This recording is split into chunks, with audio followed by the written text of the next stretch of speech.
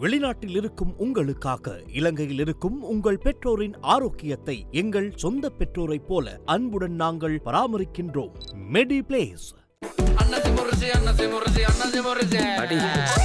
நீ இப்படி உட்காந்துக்கிறது பார்க்குறப்ப கேவலமா இருக்கு.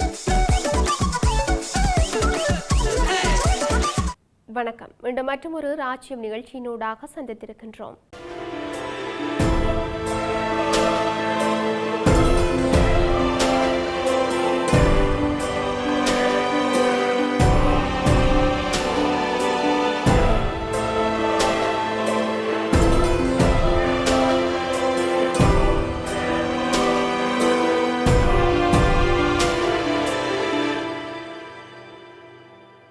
தீவிரமடைந்திருக்கும் மத்திய கிழக்கு போரினால் சர்வதேச எரிசக்தி மற்றும் நிதி சந்தைகள் பெரும் பாதிப்புக்கு உள்ளாகியிருக்கும் சூழலில் வளைகுடாவில் உள்ள வலுசக்தி மற்றும் எரிபொருள் நிலைகள் மீது தாக்குதல் நடத்துவது குறித்து அமெரிக்க ஜனாதிபதி டொனால்ட் ட்ரம்ப் மற்றும் ஈரான் பரஸ்பரம் எச்சரிக்கை விடுத்துள்ளது நிலைமையை மேலும் மோசமடைய செய்திருக்கின்றது. 48 மணி நேரத்திற்குள் ஈரான் ஹோர்முஸ் நீரிணையை முழுமையாக திறக்காவிட்டால் ஈரானின் மின் உற்பத்தி நிலையங்களை அழித்து விடுவதாக ட்ரம்ப் கடந்த சனிக்கிழமை எச்சரித்தும் இருந்தார். ஒரு தினத்திற்கு முன்னர் இந்த போரை முடித்து விடுவது குறித்து ட்ரம்ப் பேசியிருந்த நிலையிலேயே அதற்கு முரணாக இந்த எச்சரிக்கையை விடுத்தும் இருக்கின்றார். இதனால் தற்போது 4 வாரங்களை தொட்டிருக்கும் இந்த போர் அதே தீவிரத்துடன் நீடித்து வருகின்றது. குறிப்பாக அமெரிக்க கடற்படைகள் மற்றும் கனரக தரையிறக்க படகுகள் பிராந்தியத்தை நோக்கி விரைந்து வரும் சூழலிலேயே ட்ரம்ப் இந்த எச்சரிக்கையை விடுத்தும் இருக்கின்றார். எனினும் ட்ரம்பின் இந்த எச்சரிக்கைக்கு பதிலடியாக வளைகுடாவில் இருக்கின்ற வலுசக்தி நிலைகள் உட்பட அமெரிக்க உட்கட்டமைப்புகள் இலக்கு வைக்கப்படும் என்று ஈரான் நேற்றைய தினம் எச்சரித்துவிருந்தது. கடந்த பிப்ரவரி 28 அமெரிக்கா மற்றும் இஸ்ரேல் இணைந்து ஈரான் மீது நடத்திய தாக்குதலை அடுத்து பிராந்தியம் எங்கும் பரவியிருக்கும் இந்த போரினால் 2000க்கும் அதிகமானவர்கள் கொல்லப்பட்டும் இருந்தார்கள். இதனால் சர்வதேச சந்தையில் எண்ணெய் விலை பெரும் ஏற்றம் கண்டு உலகெங்கும் பொருளாதார ரீதியிலும் பெரும் பாதிப்புகளை உருவாக்கியும் இருக்கின்றது.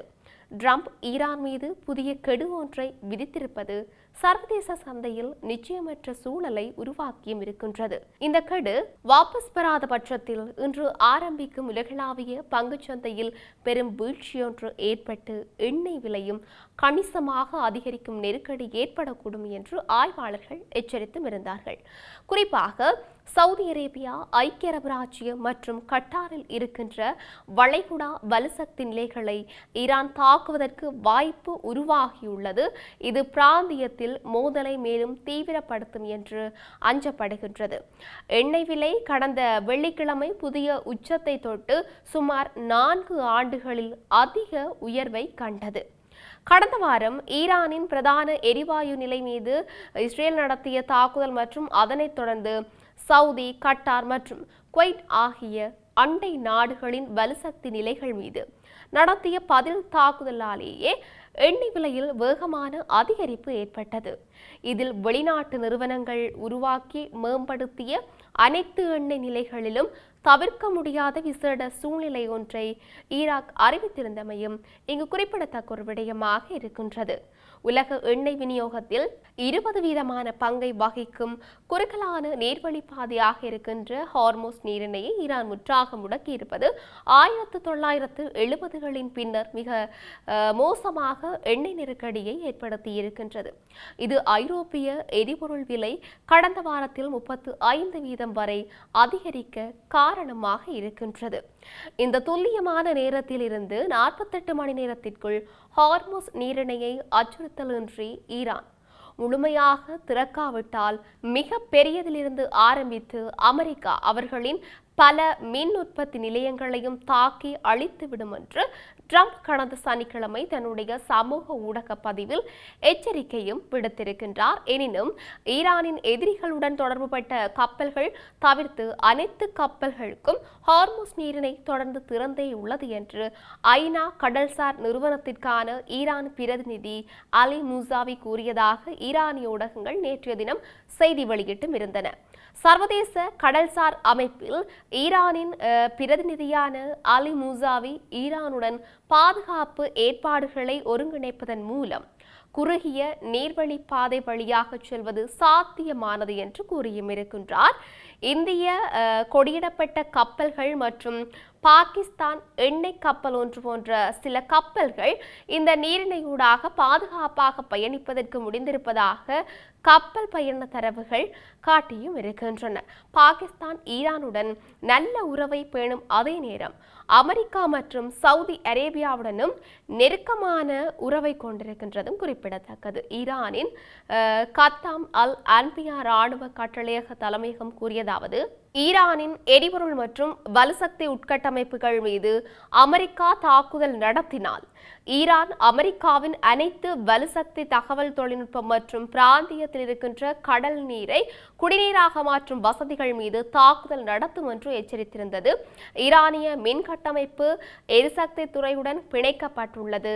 பிரதான ஆலைகள் மீது நடத்தப்படும் தாக்குதல் அந்த நாட்டை இருளில் மூழ்கடிக்க செய்வதாக அமைவதோடு அது நீரேற்று நிலையங்கள், சுத்திகரிப்பு நிலையங்கள் முதல் ஏற்றுமதி முனையங்கள் மற்றும் இராணுவ கட்டளை மையங்கள் வரை அனைத்தையும் முடக்கிவிடும். இந்த நிலையில் ஈரான் முதன்முறையாக கடந்த சனிக்கிழமை நீண்ட தூர ஏவுகணையை வீசி தாக்கியும் இருக்கின்றது. இது பிராந்தியத்தை தாண்டி இந்த போர் பரவும் அச்சுறுத்தலை உருவாக்கியும் இருக்கின்றது. அதே நேரம் ஈரானின் தாக்குதல் ஒன்று இஸ்ரேலின் டிமோனா நகரின் தெற்கே இருக்கின்ற ரகசிய அணு உலை ஒன்றுக்கு அருகே விழுந்திருக்கின்றது. இதன்போது ஈரான் வீசி 2 பாலிஸ்டிக் ஏவுகணைகள் சுமார் 4000 கிலோமீட்டர் தொலைவில் இருக்கும் இந்திய சமுத்திரத்தில் இருக்கின்ற டிகோ கார்ஸ்யேவில் அமெரிக்க பிரிட்டன் இராணுவ தளம் இலக்கு வைக்கப்பட்டிருந்தமையும் குறிப்பிடத்தக்கது. எனினும் இந்த ஏவுகணைகள் அந்த தளத்தை தாக்கவில்லை என்று சொல்லி குறிப்பிடப்பட்டும் இருக்கின்றது. இது ஈரான் தன்னுடைய ஏவுகணைகளை 2000 கிலோமீட்டர் தூரத்திற்கு கட்டுப்படுத்தி இருப்பதாக கூறப்படுவதை விஞ்சிய தூரமாகும் என்று சொல்லியும் கூறப்படுகின்றது. இதனால் முன்னர் நம்பப்பட்டதை விடவும் அதனால் தொலைதூரத்தில் இருக்கும் அமெரிக்க இலக்குகளை தாக்குவதற்கான சாத்தியம் இருப்பதாக கூறப்பட்டிருக்கின்றது. இந்த நிலையில் தெற்கு இஸ்ரேல் மீது ஈரான் நடத்திய தாக்குதல்களை தொடர்ந்து இஸ்ரேல் ஈராக் தலைநகர் டெஹ்ரான் மீது நேற்று கடும் தாக்குதல்கள் நடத்தியது. அமெரிக்கா மற்றும் இஸ்ரேல் இணைந்து நடத்தும் தாக்குதல்களில் தற்போது 1500க்கு அதிகமானவர்கள் கொல்லப்பட்டிருப்பதாக ஈரான் சுகாதார அமைச்சு தெரிவித்ததோடு குறைந்தது 20,984 பேர் காயமடைந்தும் இருக்கின்றார்கள். இஸ்ரேல் மீது ஈரான் நடத்திய ஏவுகணைகள் அதன் பாதுகாப்பு அமைப்பை முறியடித்து டெமோனா மற்றும் அரத் நகரங்களை நேரடியாக தாக்கியுள்ளன. இதனால் சுமார் 100 பேர் வரை காயமடைந்திருக்கின்றார்கள். இஸ்ரேலின் அரத், டெமோனா, பீஷெஃபா மற்றும் கியாட்காட் பகுதிகளில் இருக்கின்ற இஸ்ரேலிய ராணுவ நிலைகள் மற்றும் பாதுகாப்பு மையங்களை இலக்கு வைத்து தாக்குதல் நடத்தியதாக ஈரான் புரட்சி காவல் படை தெரிவித்திருந்தது. இந்த தாக்குதல்களில் 200க்கும் அதிகமானவர்கள் கொல்லப்பட்டதாக ஈரான் கூறிய போதும் உயிரிழப்புகள் குறித்து இஸ்ரேல் தரப்பில் எந்த தகவலும் வெளியிடப்படவில்லை. ஈரான் வளைகுடா நாடுகள் மீது தொடர்ந்து தாக்குதல்களை நடத்தி வருகின்றது. ஈரானின் பாலிஸ்டிக் ஏவுகணைகள் மற்றும் ஆளில்லா விமானங்களை இடைமறித்ததாக சவுதி அரேபியா, பஹ்ரைன் மற்றும் ஐக்கிய அரபு ராச்சியம் நேற்றைய தினம் தெரிவித்திருந்தன. ஈரானின் இராணுவத்தால் இணைக்கப்பட்டவர்கள் உட்பட ஈரானிய தூதரக பணியாளர்கள் பலரை 24 மணி நேரத்திற்குள் நாட்டை விட்டு வெளியேற்றும்படி சவுதி அரேபியா உத்தரவிட்டிருந்தது. இதே நடவடிக்கையை கட்டார் கடந்த புதன்கிழமை எடுத்திருந்தமையும் குறிப்பிடத்தக்கது.